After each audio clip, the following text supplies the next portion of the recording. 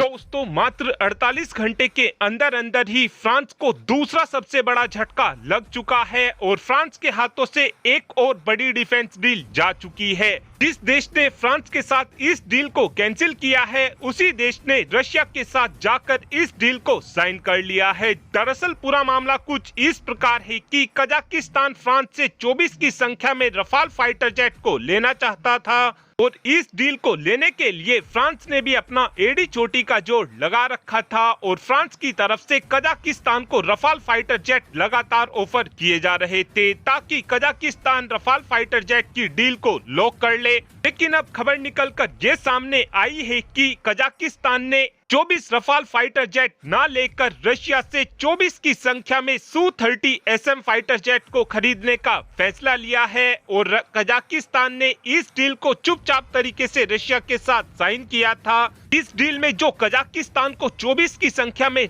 Su-30 SM मिलने वाले थे, इनमें से 6 Su-30 SM की डिलीवरी तो रशिया की तरफ से कजाकिस्तान को कर भी दी गई है और जो बचे हुए 18 Su-30 SM की डिलीवरी है, इनको लेकर भी रशिया का कहना है कि हम इन 18 Su-30 SM फाइटर जेट की डिलीवरी भी जल्द ही कजाकिस्तान को कर देंगे। कजाकिस्तान की रशिया के साथ डील को देखते हुए इस समय पूरी तरीके से हंगामा मचा हुआ है, क्योंकि अब इस बात को लेकर डिबेट लगातार होनी शुरू हो चुके हैं कि रफाल फाइटर जेट के ज्यादा एडवांस होते हुए भी कजाकिस्तान ने रशिया से Su-30 SM फाइटर जेट को लिया क्यों है। इस बात को लेकर कई यूरोपियन डिफेंस एक्सपर्ट्स का कहना है कि इस समय कजाकिस्तान अपने रिश्तों को रशिया के साथ ज्यादा बेहतर करना चाहता है, क्योंकि कजाकिस्तान भी ये बात जानता है कि अगर इनको आगे चलकर रशिया की जरूरत पड़ती है तो रशिया डेफिनेटली कजाकिस्तान की मदद करने के लिए मैदान में आएगा, लेकिन फ्रांस कजाकिस्तान की मदद करने के लिए कभी भी मैदान में नहीं आएगा।